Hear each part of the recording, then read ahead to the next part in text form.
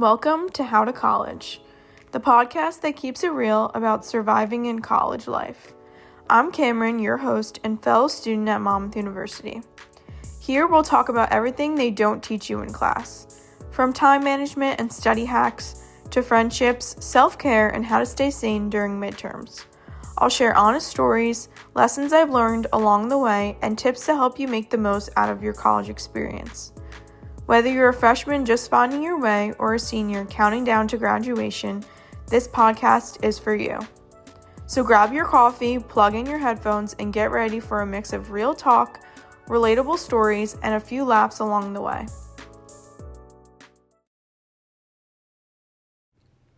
Welcome to the first episode of How to College, the podcast where we talk about everything from studying smarter to surviving finals week. I'm your host, Cameron Cardone. If you've ever waited until the last minute to start an assignment, maybe you're even doing that right now, today's episode is for you. We're diving into time management and procrastination, why college students struggle with it, how to overcome it, and how to actually get things done without losing your mind. Coming up, I'll chat with health studies major Julia Paluca, a senior here at Monmouth University, who shares how she learned to balance academics, work, and self-care while battling procrastination. Joining me now is Julia Paluca, a senior health studies major at Monmouth University. Julia, thank you so much for being here. Thanks for having me, Cameron. I'm so excited to talk about this. It's something I've definitely struggled with, but learned a lot from. Let's start from the beginning. Why do you think so many college students procrastinate? I think a lot of it comes down to feeling overwhelmed. When you have a lot of multiple assignments, a job, and a social life, it is easier to just avoid work and hope it gets done somehow. That's so relatable. I feel like we've all had those moments where we're doing literally anything but what we're supposed to be doing. Exactly. And then the guilt kicks in, which makes it even harder to start. It's a vicious cycle. So what made you decide to get serious about time management? Honestly, junior year was my wake-up call. Between classes, my internship, and extracurriculars, I realized I couldn't keep waiting until the last minute, and I was exhausted. What's one of the first changes you made? I started using a planner consistently, like writing everything down, even the small things. It helped me see the bigger picture of my week. That's such a game changer. There's something about writing things out that make them feel much more real. Definitely. I also started setting timers for myself, like 30 minutes of focused work and then a short break. It helped me stay on track. That's kind of like the Pomodoro technique, right? That's a great strategy. Yes, it keeps me from getting distracted or spending too long on a task. How do you handle days when you just can't find the motivation to start? I try to be kind to myself. Sometimes I need a rest, but other times I just make myself start small, like even just opening the document. Once I start, it's easier to keep going. I love that approach. Just starting, even if it's tiny. It's so much less intimidating. Exactly. And I remind myself that procrastination doesn't mean I'm lazy. It usually means I'm stressed or unsure where to start. That's such an important mindset shift. I think a lot of students need to hear that.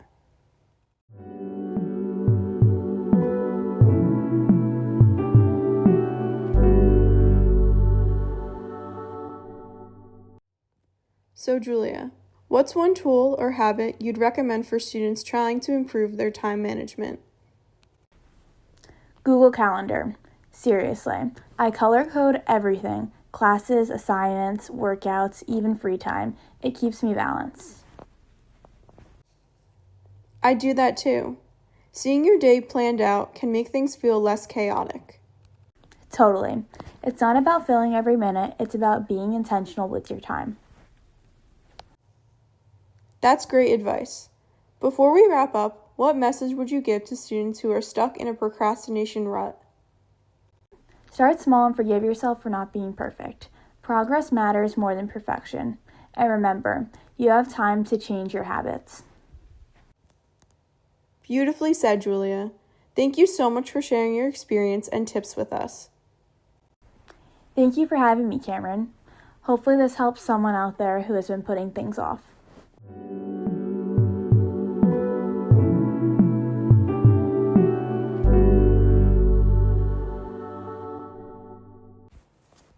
For anyone who hasn't heard of it before, the Pomodoro technique is a complete time management system that transforms time from something that chases you into something that works for you. One of its core ideas is to be gentle with yourself. Instead of trying to focus discipline or fight procrastination, the pure willpower, it helps you build a healthier relationship with time. That mindset shift alone can lower stress, prevent burnouts, and make it easier to stay focused. The full technique actually goes beyond just the timer. It includes daily and weekly planning, management interpretations, and learning to work with uncertainty and urgency. The name Pomodoro comes from the tomato-shaped kitchen timer used by Francisco Cirillo, who created the system back in 1980s. And fun fact, the 25-minute work sessions followed by short breaks, that's just the surface of the method. Without the planning and mindset behind it, you're really just left with a timer. Now let's revisit Julia's recommendation for students to use Google Calendar. I love it because it's with me at all times. I never have to worry about leaving my planner behind. Everything I need to know about my day is right there on my phone, my laptop, or even my watch. It's super easy to update too. If I make an appointment or add an event, I can instantly add it to my calendar or even invite other people right away. Plus, the reminder feature is a game changer. You can set alarms 30 minutes or 10 minutes before an event or customize them however you want. Personally, I get reminders straight to my watch so I never miss anything, even when I lose track of time. Another thing I love about it is how compatible it is. Whether I'm on my computer, phone, or watch, everything syncs automatically. All you need is a Google account and you're set. And if you're using your school email, that works too. It's also amazing for coordinating schedules. Almost everyone has a Google account, which makes it easy to share events and find times that work for everyone. You can even send your schedule to friends or classmates so they can plan around it. It's seriously one of the best tools for staying organized in college. Before we wrap up today, I want to leave you with a few quick time management tips that really make a difference for me personally. But first, a quick story time. So last semester, I had this massive paper due for one of my communication classes. I told myself I had plenty of time to complete it, like a whole 2 weeks. I even color-coded it on my planner and everything. But of course, I pushed it off day after day because I worked better under pressure. Fast forward to the night before it was due. It's midnight, I'm sitting at my desk surrounded by snacks and coffee, and I realize I haven't even opened a Word document. I ended up pulling an all-nighter, typing like a maniac, and promising myself I'd never do that again. And honestly, that's when I realized procrastination doesn't make me do my best work. It just makes me tired. After that, I decided to take time management seriously. I started planning out things ahead, not because I suddenly became super organized, but because I was tired of stressing myself out. So, with that being said, here are a few tips that help me turn things around, and hopefully, they'll help you too. First, plan your week on Sunday. Seriously, 10 minutes of planning can change your whole week. I open my Google Calendar, look at my class schedule, due dates, social stuff, and plan it out. It makes Monday morning so much less chaotic. Second, set realistic goals. You don't need to finish 3 papers, 2 discussion posts, and clean your whole dorm in one day. I started setting a top 3 rule list. 3 main things to get done each day. It keeps me productive but not overwhelmed. Third, use time blocks. For example, I'll dedicate 2 to 4 p.m. for homework, 4 to 5 for a walk or a workout, and 7 to 8 for relaxing. Giving everything its own space helps you actually enjoy your breaks without guilt. Fourth, minimize distractions. I know it's tempting to scroll on TikTok after every paragraph, but trust me, it adds up. I usually put my phone on Do Not Disturb. And last, but certainly not least, schedule breaks. Productivity isn't about working nonstop. It's about pacing yourself. I like the 50-10 rule. Work for 50 minutes, then take a 10-minute break. I usually stretch, grab a snack, or literally just stare out the window. Your brain needs time to rest. The biggest lesson I've learned is that time management isn't about being perfect. It's about being consistent. You're going to have off days, but planning ahead helps you bounce back quicker. So next time you're tempted to put off that assignment, think of me at 2 a.m. writing a paper, surrounded by empty coffee cups, and maybe open your laptop a little earlier. I feel like time management is one of those things that's easier said than done. We all want to be that super organized person who gets up early, crosses off all their things on their to-do list, drinks iced coffee out of glass cups, but in reality, most of us are just trying to remember what day it is. So if you're someone who's still struggling to figure out what time management even means for you, don't worry. It's not one size fits all. What works for me might not work for you, and that's okay. The goal is to find a rhythm that fits your life. Another one of my biggest time management fails was my sophomore year. It was a group project for my public relations class. Our group had weeks to work on it, but naturally we kept pushing everything to the last minute. We told ourselves, we'll meet next week over and over again. Then suddenly, it was the week of the presentation, and we haven't even made our slides yet. So picture this. It's 11 p.m. in the library, 4 of us sitting in silence, all on the verge of a breakdown, trying to make a professional campaign proposal look like we hadn't done it in 6 hours. And the funniest part, we somehow pulled it off. But I remember thinking afterward, why did we do that to ourselves? We had all the time in the world, we just didn't use it. That's when I started realizing time management isn't just about avoiding stress. It's about respecting your future self. Like, if I do this now, future me will be so much happier. It sounds cheesy, but it actually works. The next time you're about to put something off, picture yourself at 2 a.m. begging you to have started earlier.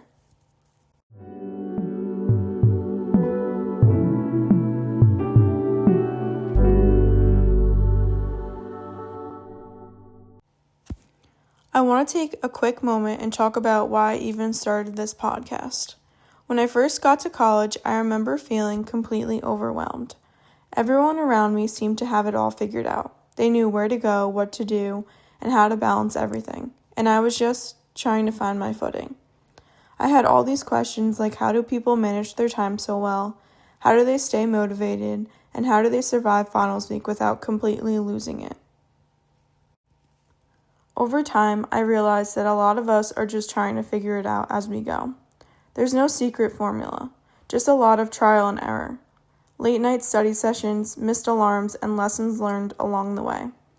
That's honestly why I started this podcast, to create a space where we can talk about the real college experience, the good, the stressful, and the kind of funny moments that make it all worth it. If you've been listening, I hope you've been able to take something meaningful from it. Whether it's a new time management trick, a reminder to take care of your mental health, or even just the comfort of knowing you're not alone in this, because you're really not. We're all trying to navigate the same crazy schedule and the same journey of figuring out who we're becoming. And honestly, if even one thing I said today helps you stay a little more organized or feel less stressed, then I'd say that's a win. So thank you for tuning in, for listening, and for being part of this space. I love getting to share my stories and tips with you all. I hope you keep coming back for more episodes because we're just getting started.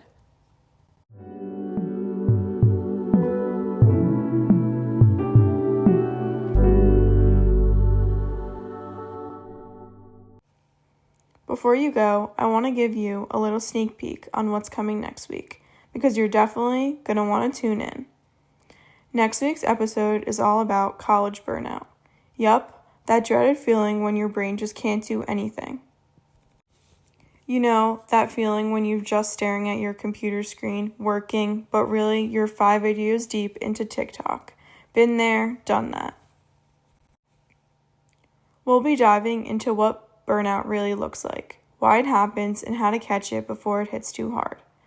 I'll share a story about the time I thought pulling 3 all-nighters in 1 week was a good idea. Spoiler alert, it wasn't. And what I learned from completely running myself into the ground. I'll also be bringing on a new guest, who's honestly one of the most balanced and organized people I know. She's going to share how she manages her schedule, stays motivated, and still finds time for herself.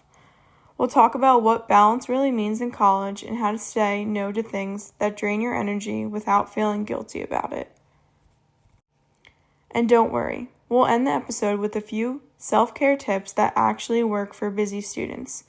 Not the unrealistic take a spa day kind of self-care, but the real kind, like taking a 5-minute walk, setting a timer for social media, or giving yourself permission to rest. I'm honestly so excited for this one because burnout is something we all deal with, but we don't talk about enough. So next week, we're getting real. No filters, no pretending everything is fine. Just honest advice, a few laughs, and some reminders that you can take care of yourself and still succeed. So make sure you tune in next week for How to College. We'll talk about burnout, balance, and how to recharge without falling behind. Until then, take care of yourself, drink some water, and remember, you're doing better than you think. Thanks so much for listening to the very first episode of How to College, the podcast. I can't even tell you how much it means to have you here at the start of this journey. When I first had the idea for the podcast, I honestly just wanted to create something real. Something that captures what college actually feels like. Not the perfect Instagram version of it, but the real, messy, sometimes stressful, sometimes hilarious experience that we're all living through together. I know how overwhelming college can be. Balancing assignments, friendships, and figuring out who you are and what you want to do with your life. I've been there, and I'm still here. I wanted to start this podcast as a reminder that you're not alone. We're all just trying to make it through one day, one assignment, and one caffeine-fueled study session at a time. So, if you listened today and something clicked with you, maybe you took away a new time management tip or just feel seen, then that's exactly what I hope for. Because this podcast isn't about being perfect. It's about learning, growing, laughing at ourselves, and realizing everyone around us is figuring it out too. I've got so many exciting topics and guests lined up for the season.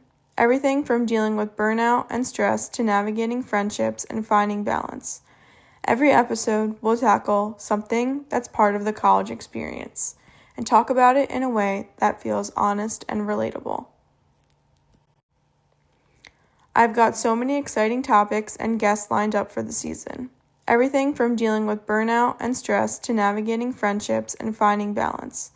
Every episode will tackle something that's part of the college experience and talk about it in a way that feels honest and relatable. So, if you enjoyed this first episode, it would mean so much if you followed along with us and shared it with a friend who might need to hear it too.